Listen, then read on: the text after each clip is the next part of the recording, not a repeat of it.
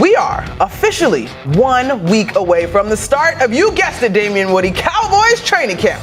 After an offseason full of trades, the Cowboys look to rebound from a disappointing finish last year. Dallas finished third in the NFC East and missed the playoffs for the first time in 4 years. In the offseason, Dallas traded for George Pickens and hired Brian Schottenheimer as head coach. Damian, you have high hope. What? 1 second. Let's check out this offense. You have a healthy Dak Prescott playing a full slate of games with the weapons that they have on offense. There you go. Dallas should be, in my opinion, a top 5 offense in the National Football League. Obviously, with the acquisition of George Pickens. Mike T touched upon it, the offensive line, 3 first-rounders. They should be much improved. How you feeling about that sound? I stand by it. Okay, Look at what is up with Dan Orlovsky? Yep, I see it. He's praying? Explain that prayer, Dan. Top 5 in the NFL? Mm-hmm. Yep. They're not going to be top 5 in the conference, let alone the NFL. Here we go. It's closer than you think. Haterade. Before last season, in points, first in 2023, fourth, first year before that. Okay. So there are 3 straight years of top 5 with Dak Prescott at the helm. I understand. Top 5 in the league. Top 5 in the league. But they're going to be better than Philly on offense? No, I'm just saying it's not. They're going to be better than Minnesota on offense? They're going to be better than the Rams on offense? They're going to be better than the Packers on offense? They're going to be better than the Bucs on offense? I think you're getting into teams where they might be better than. Yeah. Who? I think the Cowboys. First of all, the Cowboys are going to finish third in the division. This is not a pro Cowboys take from me. Okay, what a freaking but I think idiot. the offense and Dak. I think you look at the numbers. Whenever he comes off an injury, he kind of goes scorched earth a little bit. Top 10, top 12. I'm getting copywritten for the you're video, like so 7th. I think you're looking at the 7th, stream third may best cut place off. in the division. I still stand by it. Why? That means you're telling me that you think they're going to be better than like the Bucs and the Rams offensively. Here's what I would say. I think. I got to get this in. I got to get this in. Don't cut it. Please don't cut it, YouTube.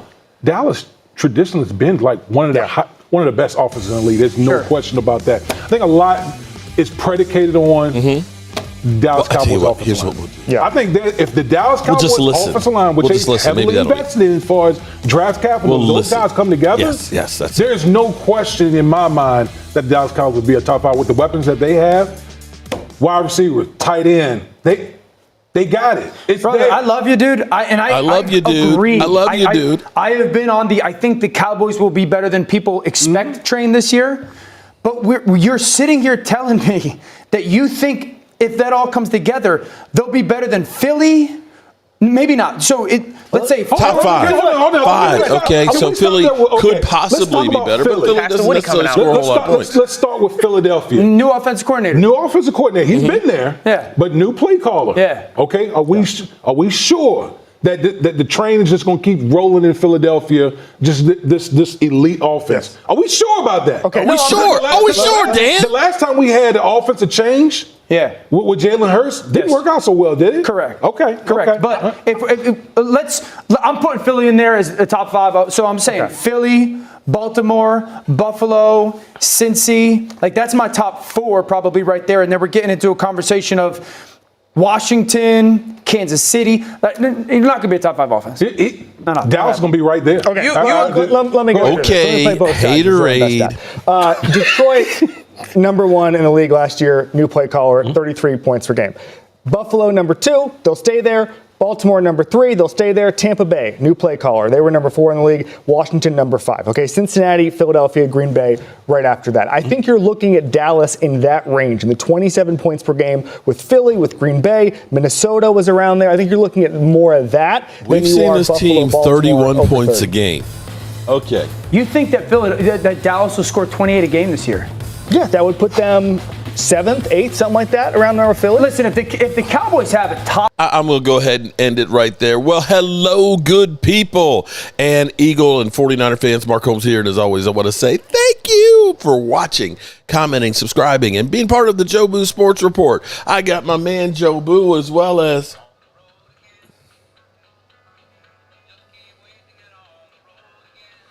Bucky Beaver in the house. Yeah, Bucky is kind of taking over for the chicken who's holding it down. at the Man Cave here. Let me say shout out to all the lovely ladies. We must be getting close to football season because the ladies are coming back. Because I see Joanne Gonzalez. What's up, JoJo? Vince P over there. Oh my goodness. So we got top fans. Joanne. Oh, they added it to that channel. We got Lady Libra double dipping. Shout out to Lady Libra in the house. And of course, Holly Pierce, you are literally the update lady here. Appreciate you, Holly. We got Gina Dallas Diva. I bet she's driving right now. Did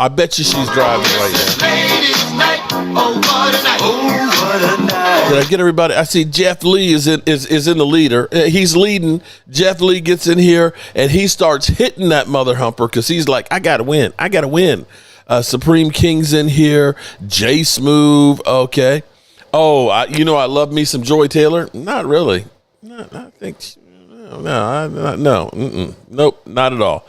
Mean Metal Mike is in here. Papa Salvage. Lovely Linda. What's up, Linda? Let's see. Who else? Did I get all the ladies? We got Dan 1965. I think we got did we get everybody? Dirty Sanchez getting nasty up in here. Logan Motorsports in the house. JD 1965 is in second place right now. Okay, so let me going back to Holly Pierce. Holly Pierce let me know that some changes are afoot at FX1. They've decided that they got a bunch of shows they can live without. The faculty or the facility or what, I don't even know what the name is. I honestly can say I have actually never turned on the television and sat down and watched the facility. Okay, not once. I've seen clips of it on Twitter or on YouTube, but I've actually never sat down and watched the show. Speak. I don't even know what time Speak comes on. Do you know what time Speak? Oh, I'm sorry. Used to come on. I know the Cow Turd comes on at 12. The faculty came on at 10. Is it 10? And then I think Speak came on something like 3:30 or 4:30. And yeah. And see, here's the reason. The reason why they offed all those people is because of you. It's because of you. YouTube, right now, as we sit here today, 12% of all media is consumed right here on YouTube. That is a fact. That is more than any other platform out there. Any television networks, cable, whatever, Disney, Fox, you name it. YouTube is the most watched thing. And see, here's the thing about it. Nobody wants to sit there for 2 hours or twice a day, 4 hours, watching Shady McCoy. Who? Dirty Sanchez, don't call it Speak no more. Call it silence. There you go. Oh, shit. I love that. Shout out to Dirty Sanchez with the super chat. Yeah. Nobody sits there and watches the shows for 2 hours because everything now is catered to you. I don't know if you've noticed this. Your phones are listening to you. Be careful. I can start talking about I'll say, a barn dominium. Say, I'm thinking about getting a barn dominium put up. I bet you my life against a handful of caca that tonight on Facebook, I will be seeing advertisements for barn dominiums. Because my phone, just like Alexa, is sitting there listening to you, and I don't know what the Google thing is, Jeeves or whatever. They're listening to you, they're taking notes, and they are catering everything to you. The problem for the shows is they are trying to cater to everything. And you, as the consumers, you ain't got time for that.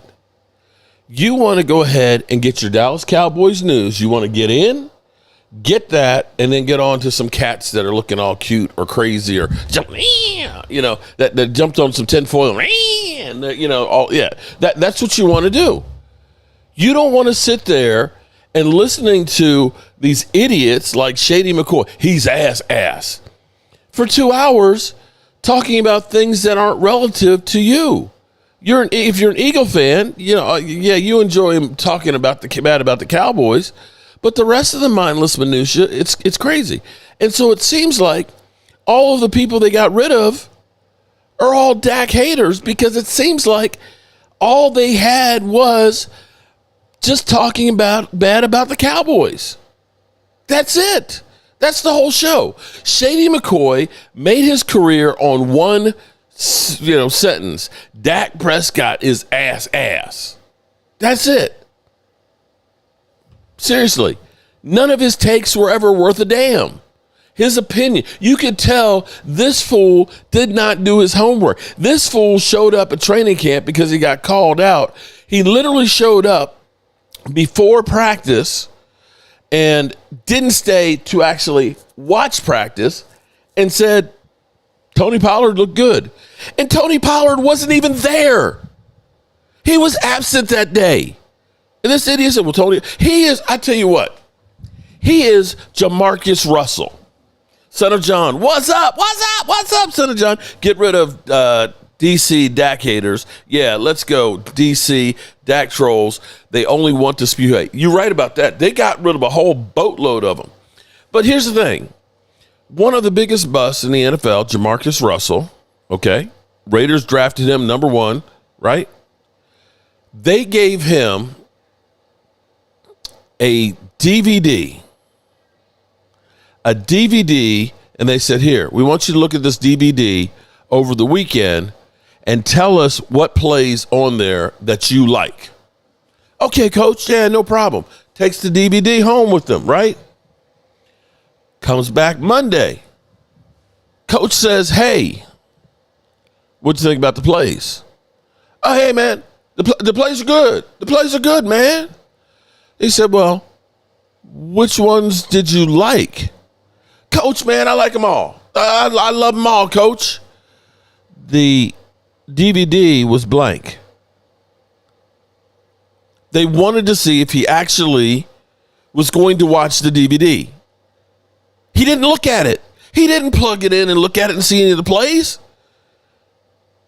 And that's Shady McCoy. Shady McCoy shows up for Cowboys practice, gets his photo shoot on. Yeah, I'm here at Cowboys practice. Doesn't watch it, and then tells you, Tony Pollard, man, he looked real good. He wasn't there today. Shady? He wasn't there. What do you mean he looked good? Well, what are you talking about? You're a freaking idiot. That's one guy that I'm happy is on the unemployment line. And here was his comments. Okay, listen. You gotta love this. Damn. Fired on my off day. Well, put me on the trading block. A whole bunch of smiley faces. Speak in faculty, or whatever it is, was a blast. I got announcements coming soon. One thing I do know from football is talent and dedication always wins. See you soon. I hope we don't see you soon, Shady. I hope we don't see you soon. We've had enough. We've been blessed with you for a couple of years. You're out the door. The funniest part on this is Joy, who was trying to clean her shit up. Okay? She was trying to, if you notice what Joy was doing, she became the anti-Dak hater. I think. No. If she was anti, then she would be a Dak. She was the anti-Dak hater. She became that. Because literally, she was kind of like, well, what are we talking about here with Dak Prescott here? Dak Prescott, he was a runner-up MVP. Dak Prescott, 36 TDs and things like that. And then she was going on and talking about some of the real bums out there that you have to look and talk about possibly being a bust, like Trevor Lawrence. You know, it's funny that nobody talks about Trevor Lawrence sucking down $35 million a year. $55 million a year. and literally stinking up the joint. Nobody talks about Justin Herbert, who has been atrocious in playoffs too, literally getting 5 interceptions in the first quarter, 5, having a 27-0 lead and losing the game 31-30 to another stiff in Trevor Lawrence. You got it? Okay. I'm just checking. Now, I'm trying to figure out Joe DeMasi in the house. What's up, Joe? Vinny Hagan, Jeremiah Hamilton. How you doing? Dan, 1965. Should Joy be going to OnlyFans? Oh, man. Oh, come on, man. Oh, man. Come on, man. Woke Yusuf. Good evening to you and Jobu Sports Report family. Appreciate you. Vince P, shout out to you, buddy. That's wrong. That's wrong. Wow. No. That's just wrong, man. That's just that. It could work. It'd probably do better than her YouTube channel did. So that brings up an interesting question for Joy. Where does Joy go for Glimmerman? Skip is doing YouTube. He gets, Skip is still trying to do Skip Bayless things where he's throwing his hater stuff. Are we actually seeing a period where they always say the pendulum swings too far one way or not. Okay? All of these shows you can pinpoint to one show. And that was PTI. When PTI happened, Tony Kornheiser and Michael Wilbon, 2 friends that were just having discussions and debating the topics, it was gold. I got to go on the studio set and around the horn. What's amazing is, I'm going to tell you, this was amazing. The red brick house upstairs here, this is 30 by 17. That's the size of the space. Literally, the studio for PTI was on one side of a space about this big, and on the other side was the studio set for Around the Horn. Tiny. They were tiny. And I got to meet Tony Kornheiser and Mike Wilbon. This was like with Joe Boo. This was like 2014 maybe. But that show was groundbreaking, and it was great. And, of course, then First Take, and then everybody copied it. And because it started growing, the debates just kept going from having a normal conversation about legitimate talk and perspective of guys who actually knew what they're doing to becoming just hate the Cowboys, Dak Prescott sucks, and being singularly focused and trying to shout out each other to the point where it's just unwatchable. Stop hating on Dak. He's a Super Bowl. Okay, Todd. Maybe the pendulum has swung too far where those shows literally just took over and ESPN and things lost what people actually tuned in for. I want to see the highlights. I want to make my own decision and my own judgment. I actually want to hear somebody talk about the sports that actually knows what they're talking about to explain it to me. Son of John, hit the like button. You're right, Holly. So, yeah, I can say FX1 is now wiping the slate clean. I don't know what's going to come around. I mean, they tried to get rid, Skip Bayless and Shannon. They replaced it with the facility, and the facility failed. So I don't know what they're going to try and replace it with. It's going to be interesting. If it ends up being that they just give Shady McCoy 2 hours,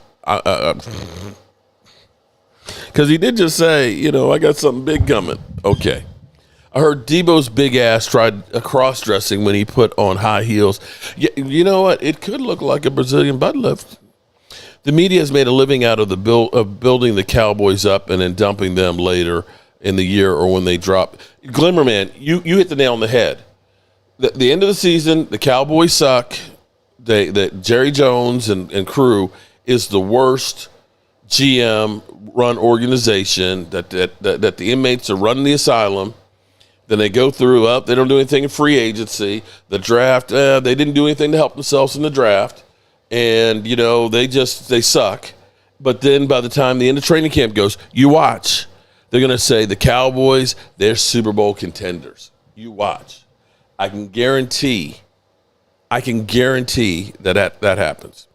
So, in other news, surprisingly, on the same day that Shady McCoy got the axe, that James Jones got the axe, that Joy Taylor, who was trying to sleep her way to the top and taking notes, got fired, that Shady McCoy got canned. Oh, shit! Dak Prescott, I was surprised, was actually in the top 100, even though his season was ass, and he didn't play the whole season. Now, let's revisit 24, where he was 16th. It's funny that, Here We Go has become such a popularized thing this year because it's always been our cadence. We always say, here we go. Yeah! Here we go! Like, I just keep hearing it. Here we go. Here we go! Here we go! Here we go. Here we go! Here we go! We got hoodies made. The whole team got hoodies that says, here we go. The fans, like, when we come to the games now, they're like, here we go. The nation has really fell in love with that. I wonder what it's going to be this year. In 2023, Here We Go went viral, but not everyone became a Dak Prescott fan. You don't pay attention to social media, but it's just unfortunate the amount of people that, had to say what they say because they don't know the sacrifices he's made. They don't know the work that he's put in. Together, focus and intensity. Keep working together, man. Together. Great leader. When we're in those games where there's adversity, always holding everybody up. That's what it's about, man. Gotta love it. Love who you do it with. Love these moments. It pays off. Once you see him go out there and he's executing and firing and everything's clicking, it's like, oh, that's why he practices, how he practices. Let's go! Kidding me? You kidding me? Last year, That's Prescott's Here We Go made some noise, but his loudest statement came with his play. What a throw and catch from Prescott to Cooks. He threw for over 4,500 yards and led the league with 36 touchdown passes. When I think of Dak, especially this past year, it's the ability to, when back's against the wall and he can kind of create something for himself. Are you serious? He just lobbed it up. Play action. Prescott could not get away. Yes, he did. He shook off a sack. Rolling to the right. Throws it downfield, and he's got Jalen Tolbert. Dak is so strong in the lower body that he fought off that sack, this shit was escaped. At that point, you just hope to get rid of the ball and not take a safety. And instead, they go for the touchdown. Wow. If he gets out the pocket, just always have to be on 10 toes with him. Prescott can't find anyone. Retreats. Point says go right there. Caught. Okay, we're getting. And when Prescott had to stay in the pocket, we're getting copyrighted. he was pretty impressive but I don't there care. too. If it shuts down, it shuts down. I got to show a clear-cut picture of what playing high-level NFL quarterback looks like. You know you're going to get crushed, and he's able to put this ball on a spot. You can't play quarterback any better than that. He didn't just take the hits, he also dished them out. Big body. I'm a big body. I do that. I'm a big body. I'm a big body. Watching Dak go crazy was a lot of fun, especially because, the hate that he gets, a lot of unnecessary hate in my opinion, too. The dude is cold. That's all y'all, man. That's how you fight. And if you talk about somebody that's going to give you everything that he has, that's a guy. Hey, keep doing this, man. Our expectation, our standard. Every week. We'll do this again next week, man. 1 on 3. 1, 2, 3, 1. That gives me chills, man. Timothy 11. That gives me chills. Now, I know I'm going to get copywritten on this because I'm showing highlights, but I don't care. Listen, if they well, as long as they don't copyright me and okay, let's hope they don't do that. Copyright me and lock my stuff. Ultra Cowboy hates Dak. Yeah, he does. MJS, so now you like Dak? I remember distinctly you saying you were done with him. You can say what? MJS, who the hell are you? I'm done. I said I was done with Dak? Okay. Put down the crack pipe, dude. Put down. Never ever have I said those words. You are lying over there, buddy. You're lying on the other channel. Okay? Definitely not me. North of the border, how you doing today? Should I bring the Pinksmobile truck to training? Yeah, you can bring it to training camp. Yeah, no problem. Go ahead. Take it. Just keep it away from me. So that was 2024. And he was at 16. Now, I'm going to wait a second before I play the other clip because if I'm going to get copywritten. But it's funny. I used the clip earlier today, and I didn't get copywritten. No more excuses. Hold on. Dustin. Sorry, Dustin. You're not getting away with that one. So we get one receiver, and there's no excuses for Dak. Is that how is it that there's no? You literally are looking at question marks at a running game. Some people have ranked the Cowboys' running game as the worst in the NFL, and you're saying, "Oh, there's no excuses." There's no excuses. You don't know if your offensive tackles are even starters. Do you look and say, "Oh, Tyler Guyton, he's like Lane Johnson"? No. Terrence Steele, do you look at him and say, "Hey, he's a stud"? No. You got a rookie starting for Zach Martin.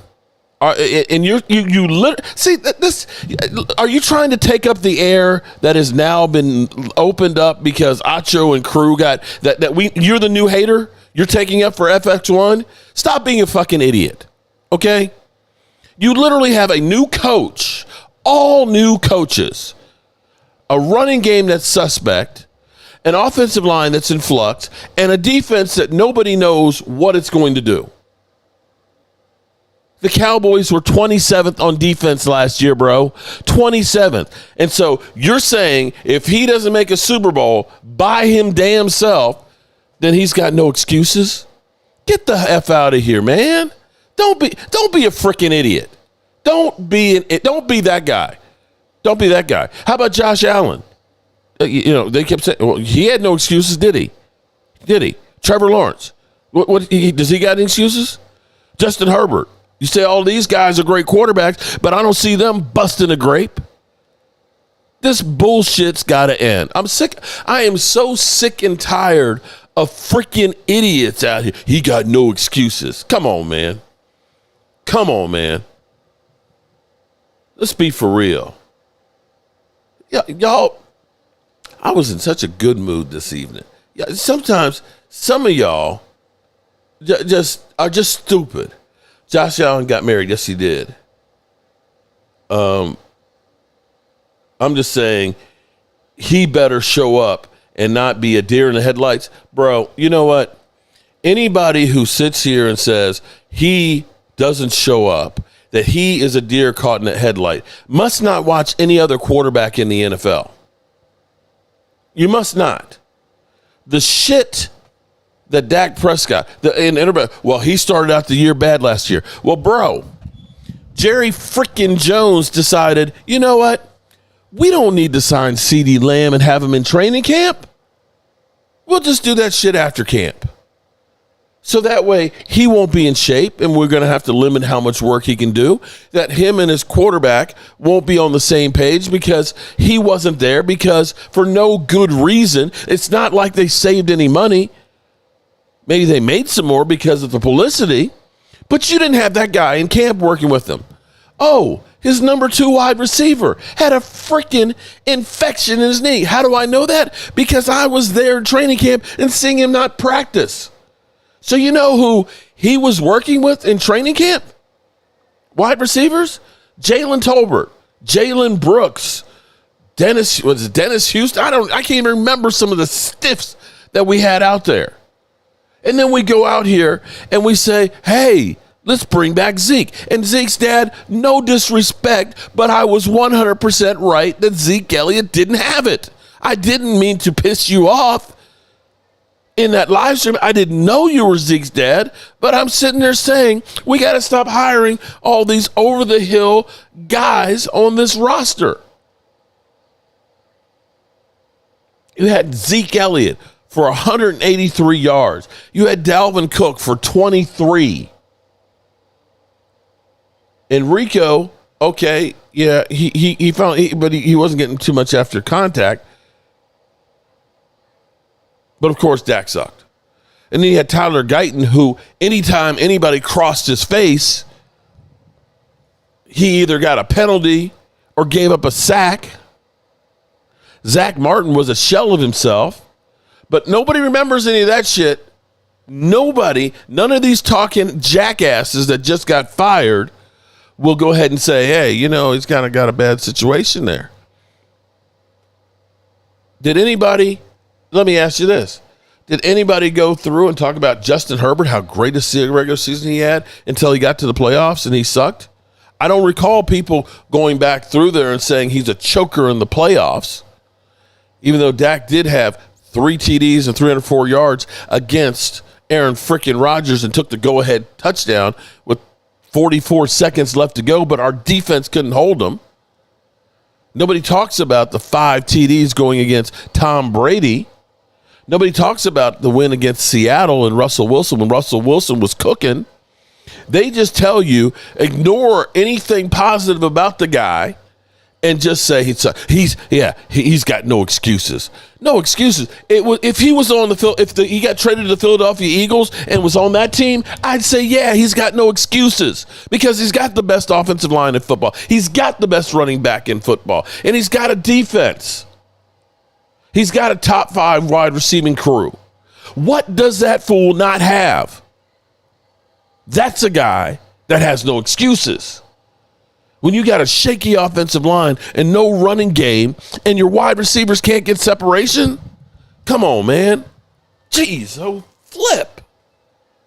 You know, when he's gone, you're going to look back and say, damn, I miss that guy. Because I remember those lean years after after Troy Aikman, where they tried guys like Ryan Leaf and Clint Stoner. Right? I mean, we went through quarterback of the week, a brand new flavor in your ear, over and over again. We were like the Cleveland Browns light.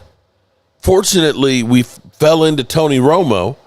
And after Tony Romo, we were fortunate enough to roll into Dak Prescott. That shit don't happen. And with that being said, Randy McIntyre, a.k.a. the Manster, Sugar Daddy Williams, please don't take me back to the Quincy. Joe, I didn't want to mention Quincy Carter, but you know, some fools out there actually say, well, Quincy Carter was a better quarterback than Dak Prescott. And it's just like, it's just, I have to go to my happy place when I hear stupid comments like that. Let me go to my happy place.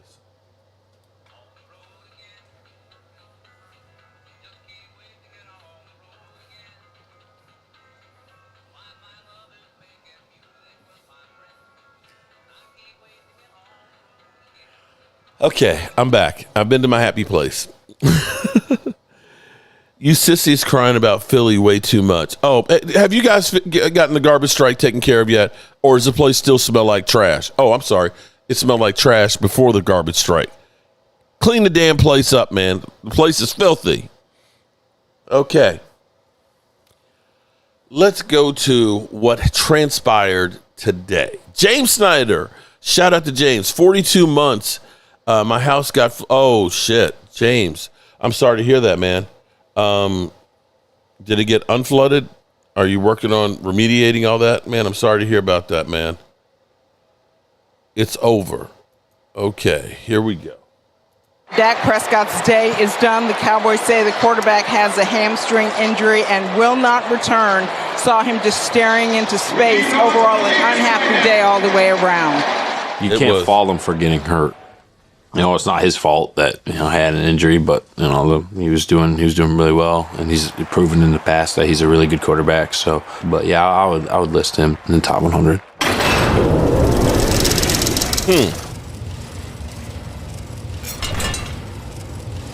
Obviously, I was drafted to the Eagles this past year, so can't be too fond of him or like him too much. Why do they have to have an Eagle player? Part of the game. He did have a shortened season. Why do they have a weak Eagles backup? Wasn't able to put everything out there on the field and showcase why he's a top 100 player. But everything that I've heard is he is one of the best human beings that you can be around. Just being under pressure 24/7. Be able to control that. Great leader out there, a leader amongst men. Pace and operation, the rest take care of itself. Be us, fast, physical, all day. Yes, Dak Prescott's 2024 season came to a disappointing end after just 8 games. But his start was praiseworthy. Prescott with a deep fade, right side for Lamb. Oh, he caught it! What a throw. That's tight coverage on Ward. As Dan Marino used to say, you can't guard a perfect throw. Look, do you see, even with CD, look at these guys Prescott's face. all over them. Touchdown! High IQ football here. You got Dak Prescott here at the line of scrimmage. He sees the all-out blitz from Schwartz's defense, and he changes the play. They're bringing all 6. They can only block 5 of them. Dak knows it and lays it up there to Brandon Cooks. Defender has no help to the pylon. Great throw and catch. So obviously the guys in the locker room love him. You see now he continues to get better and better. Before getting injured, Prescott was on pace for yet another 4,000-yard passing season and showed he could still make the big throw when it mattered most. At 12:52 in the morning, it's 4th and goal and the game's on the line. Prescott throws, And you see a guy draped all over his ass. No separation whatsoever. What a throw, and Elliott got a hand up there. Nice catch by Tolman. Yeah, I think his ability to toss the football around and really just the fear that he puts in defensive coordinators. And Prescott has to avoid pressure. Runs into his blocker. Runs at the 10. Flips at the end zone. And Dowdle hung on. Just Dak's ability to buy time. 5-man rush. Pretty much the entire defensive line of the Falcons wins, and Dak just keeps it alive. He's an elite athlete, one of the best to do it. That's why he has a job. There you go. Shout out to NFL Network. All right, so Son of John, shout out to you, Son of John. You need to remember that under Mike McCarthy regime, we had a weak O-line, a weak pass rush defense. We couldn't stop the run, y'all. If McCarthy kept his promise of making the offensive balance, think. Yeah, but you have to have ownership that goes along with you. He can want all kinds of things, but you actually really have to look at it and say, the Joneses didn't do much to really help this team. To be quite honest, if you really look at this, when you look at, say, what Buffalo does or what the Ravens do or what the Eagles do with trying to get more and stockpile more talent on their team, ask yourself, what did the Dallas Cowboys do for the 5 years of Mike McCarthy being here to try and stockpile talent? The biggest moves they made was the trade of 5th-round picks to get Stephon Gilmore for a year and Brandon Cooks. Now, Brandon Cooks, by the time he got here, was one of those name players that I like to call name players.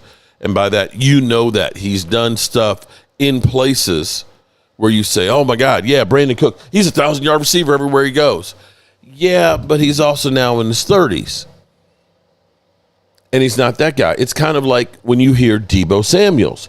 You think about when you hear Debo, let's be real here. When you first heard that Debo Samuels was traded to Washington, you say, oh my God, not Debo. Because you're flashing back to what he was 3 years ago, 1,400 yards, 6 TDs, and running football. Dak Prescott is a Temu version of Warren Moon. Actually, Bobby Beninsky, appreciate the super chat, bro. I appreciate you. You know I love you. I got nothing but love for you. But Warren Moon, as great as he was really atrocious in the playoffs. He was a lot worse than Dak Prescott. Believe it or not. Hate to say it. Love Warren Moon. Met Warren Moon.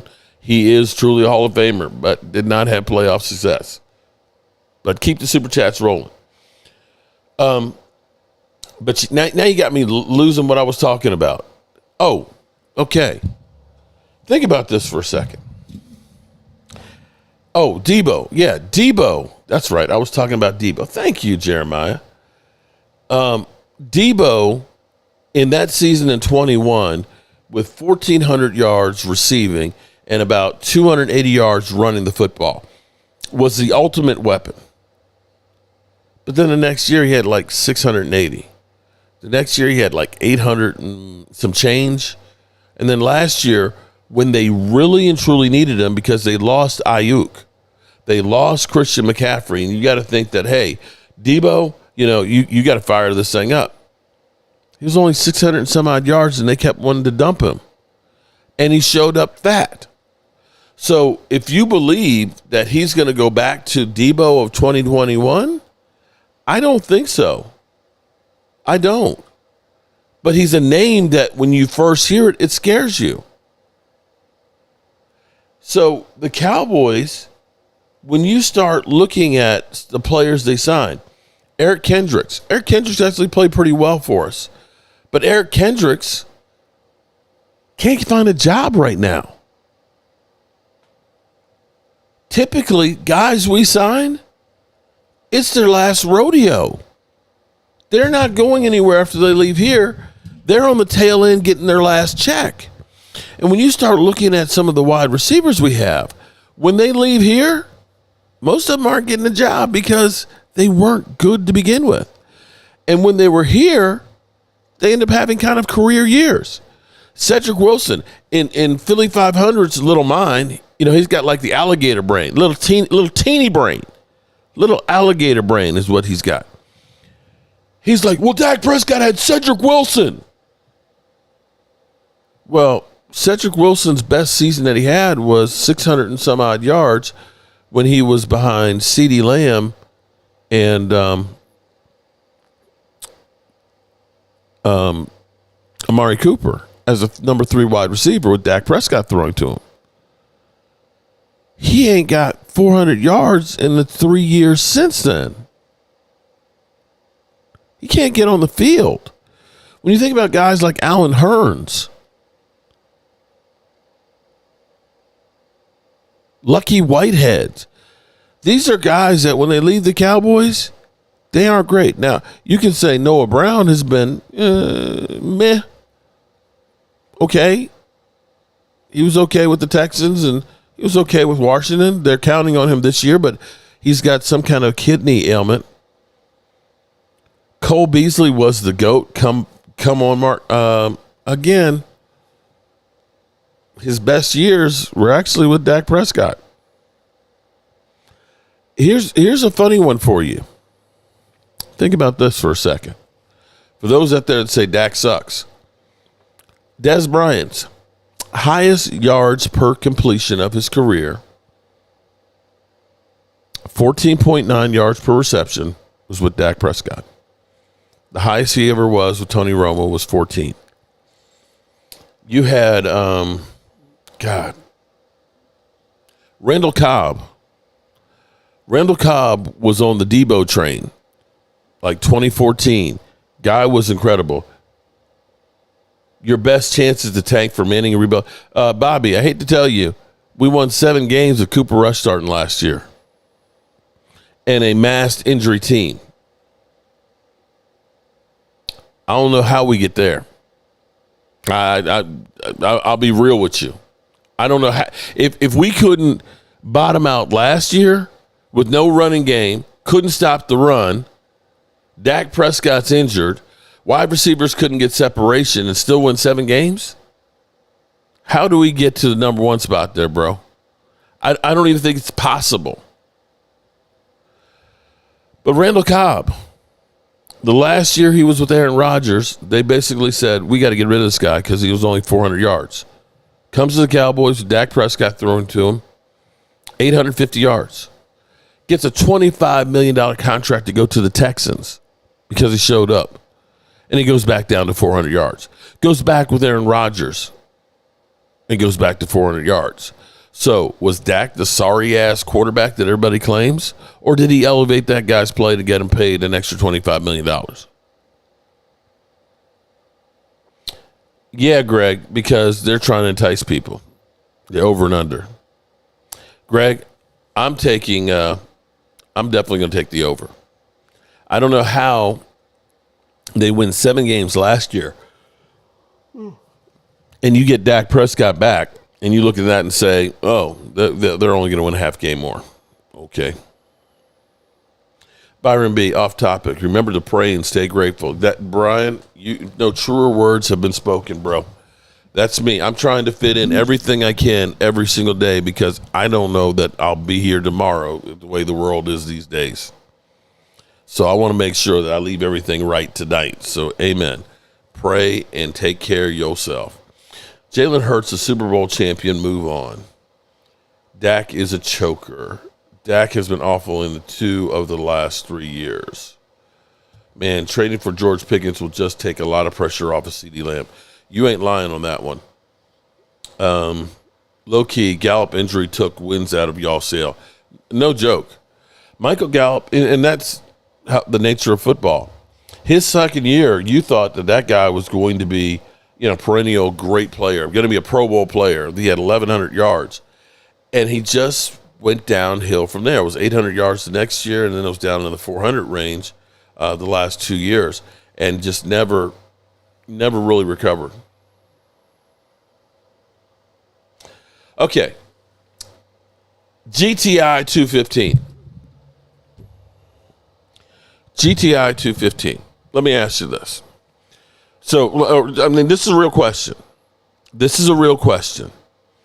Do you think Jalen Hurts would have been better than 3-5 with a running game that was averaging less than 70 yards a game, wide receivers that had the worst separation in football, a rookie left tackle who led the league in penalties even though he only played in like 11 games, could not stop anybody going in the inside, and was so bad in some of the games the team kind of said, we really just don't want him to play. That your all-pro guard was literally getting left at the starting blocks when guys were sacking the quarterback. And your defense on 2 games against Baltimore and against New Orleans could not force a punt. So that's all on the quarterback. I mean, I get it. You're a Dak Prescott hater. You're a Cowboys hater and all that. But honestly, who is going to win when your wide receivers have the worst separation in football, and you have no running game, and you're running for your life because your offensive line is shit? Your number 1 wide receiver wasn't in training camp. Your number 2 wide receiver is injured with a knee infection. Or did y'all just forget about all those things? If everybody was playing great, the offensive line, was giving him all day. It literally, he could sit back there and he could eat a ham sandwich, right? Because the offensive line was stopping everybody there. That, he was handing off the ball and we were rushing, 150 yards a game, and we were 3-5. Then I'd say, okay, yeah, you're right. I'd say you're right. Your defense couldn't stop shit. Your offense couldn't block shit. Your wide receivers couldn't get open. And the only thing you focus on, oh, well, Dak sucked. So if your wide receivers can't get open and catch the football, what's Dak supposed to do? He's supposed to throw it to himself? Okay, here we go. Oh, ain't nobody open. Here, I'll throw it to me and I'll run it. Come on, man. Pamela Savage, what's up? Oh, yes, it's ladies' night. Oh, what a night. Oh, what a night.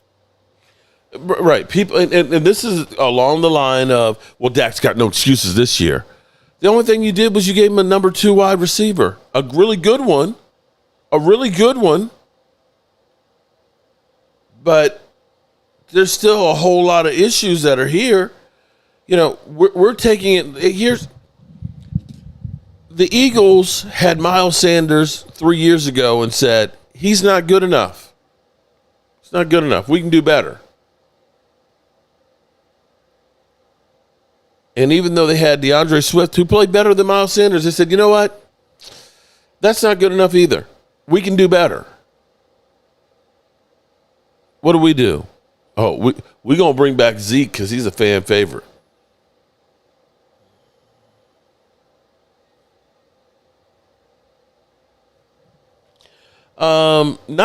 Jimbo, I'm sorry, you don't know math, do you? It's a 53-man roster. Just putting A.J. Brown as well as Barkley on there drops you below 95%. Right there. I mean, come on, bro. You've got more. Those guys weren't homegrown. Don't act like you guys don't go into free agency and bring people in left and right. We don't bring in anybody. Now, you brought in a bunch of guys last year. White, linebacker, didn't. Huff didn't work out. But you bring in a lot of free agents. You are wise because you will go through and, you'll bring in guys. If they don't work out, we're not going to cry over it and go. Cowboys ended up getting Brandon Carr in 2013 or 2012 and didn't play up to what they expected. And then there's just like, oh, we're not going to go out and get any big free agents. Bro, you went out and got Saquon. Bro, you went out and got A.J. Brown. Don't tell me that everything's homegrown. It's not. Nobody wants to play with Dak. Oh, we got the fake Philly 500. All right, in other news today, here's an interesting thing for you. See, this was actually eye-opening, but I realized it. The Cowboys have drafted in the first round over the last 15 years 10 All-Pros. Now, I will say some of that All-Pros is because they are Dallas Cowboys. Let's be clear here. The Cowboys are on TV more than anybody else. They're talked about 24/7, so you're exposed to them a lot more than, say, somebody who's on the Jets or Jacksonville. I'm not saying that they weren't deserving of being all pros, but you have to look at it and say you are beneficiaries of being a Dallas Cowboys and getting exposure.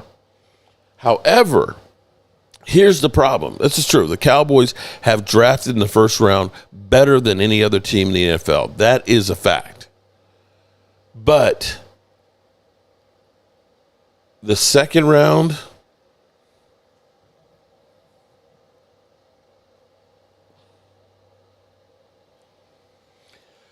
damn.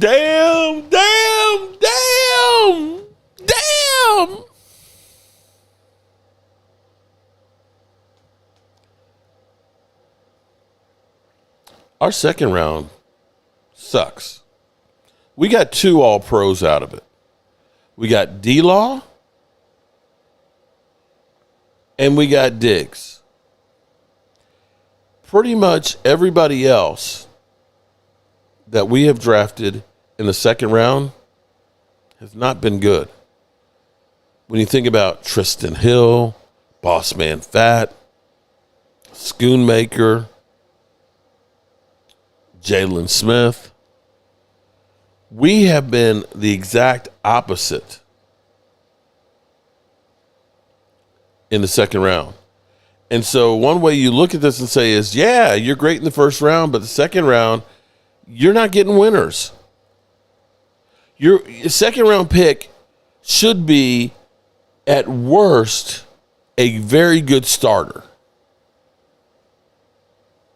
We ain't getting that. Not unless Donovan EZ does it and maybe Sam Williams turns it around. Right now, Schoonmaker is looking like he might not see the field much. How many years did Jerry Jones gamble on the second round pick? It seems. See, here's the problem with the Cowboys. The Cowboys have done their work on the first round. They are great at valuing the first round talents. What they are is they're kind of like, okay, out of necessity, I'm broke ass media. Okay, I have to find a way to save money because I don't have big piles of money to waste, okay? The Joneses, they look at it and they say, we want first-round talent in the second round, and we'll gamble to try and get it. We'll take a flyer on a guy who's injured, right? We'll get a guy who's injured, or a guy like, oh, I forgot Randy Gregory. Randy Gregory. Well, he smoked weed before his combine test and failed that. But, you know, he's graded out in the first round. So, you know, we can take a chance on that. You know, we'll get him here and he'll stop smoking weed. They're like that woman that says, well, girl, I can change him. No, you can't. He's a dog. He's going to cheat on you. Okay. He ain't changing. He'll be nice when you first, you know, meet him and everything else. But that dog's going to come out. Or they'll go through and they'll say, you know, well, Jalen Smith, yeah, the doctors say he could recover and be great. Blew up in their face. Boss Man Fat, he had character issues there. Tristan Hill couldn't get along with his coaches.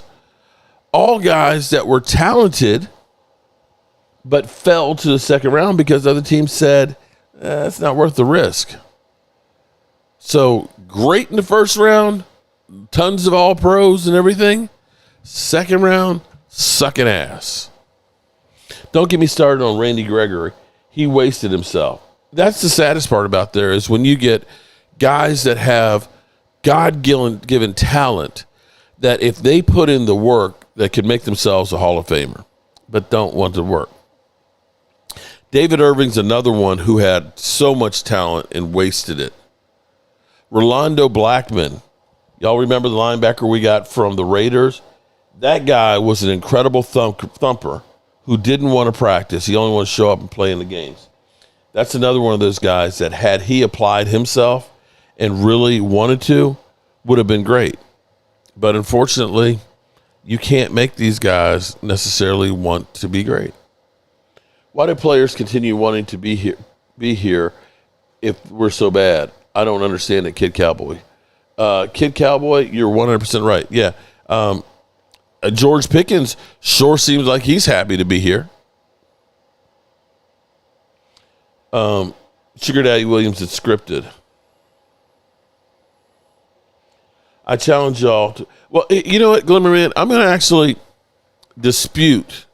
Here's what I'm going to say is Randy Gregory probably smoked less weed than the average NFL player.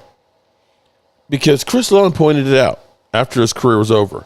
He said, listen, we know when we're going to be tested if you haven't failed to test. So that month before that test, you take over-the-counter medication. You know, drink some alcohol and stuff for your pains. And after you take the test, you're good for a year. In which case, you can smoke as much as you want to smoke. But Randy Gregory was tested on a weekly basis, every single week. So even though he may have failed, 2 or 3 tests in a year, other guys could be smoking every week and they're not getting tested for it. But it was because he got into protocol. Kid Cowboy, I think he realizes that that it gets the possibility of being in the spotlight. Yeah. Well, Randy, I'm going to counter that one, Randy, because if you're not smoking weed, you're doing opioids. Your body physically cannot survive what they do on the football field. I remember my buddy Calais Campbell, who is 6'8" and 320 pounds. If he just fell on you, most of us would have broken bones.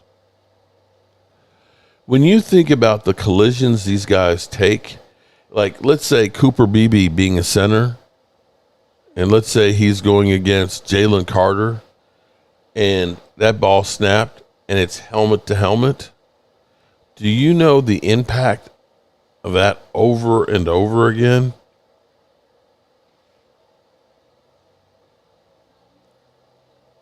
It destroys the body. And, when you think about Toradol, I'll be real with you. I'm not a weed smoker because it smells like skunks to me. I just don't like the smell. When you think about Toradol, which destroys your liver, can make your brain bleed, but basically takes away any pain, so you can't even feel that your shoulder has been ripped off of the bone. And these guys are getting injections after warming up of Toradol and other drugs, or when you see them jogging off the sideline and going to the locker room, probably going to get shot up. Or they're taking the tablets of this stuff that is eating their brains, messing up their livers, and so on. And they're literally out there getting their brains scrambled. Unfortunately, it's taking years off of those guys' lives. It's taking the quality of life. Most players after football, their bodies are screwed up.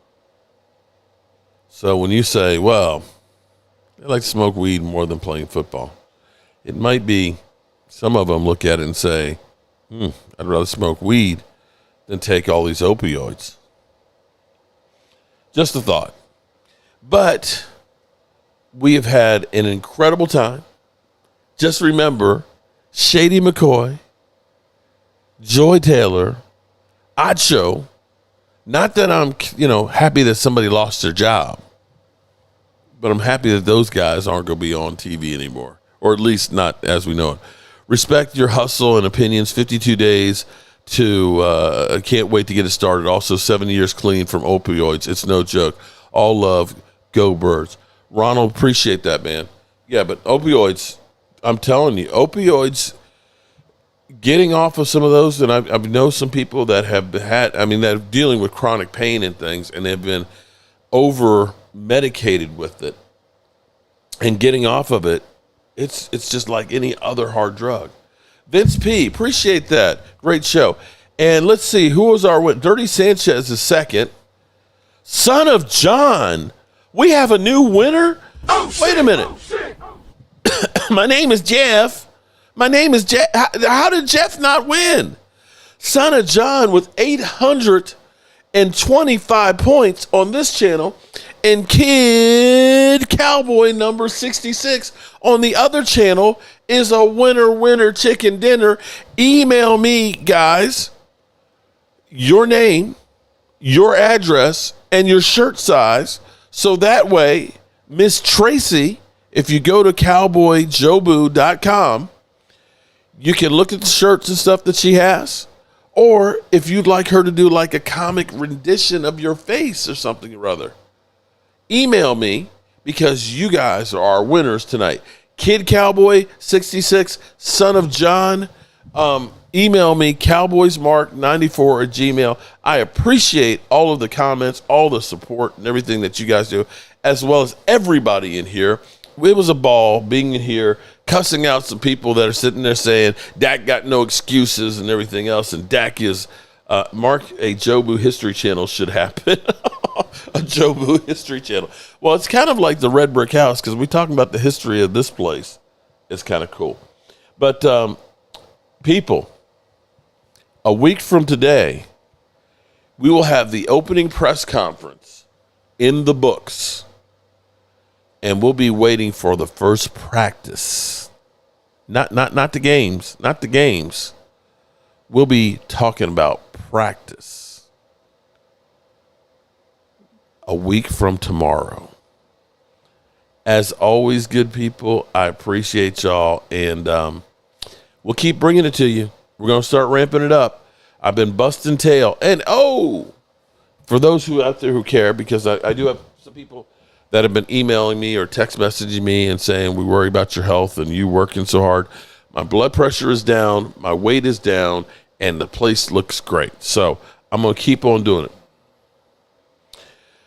Game Time said Micah will be signed next Monday. Oh, I didn't know he worked for the Cowboys. Okay, that's great news. I hope that happens.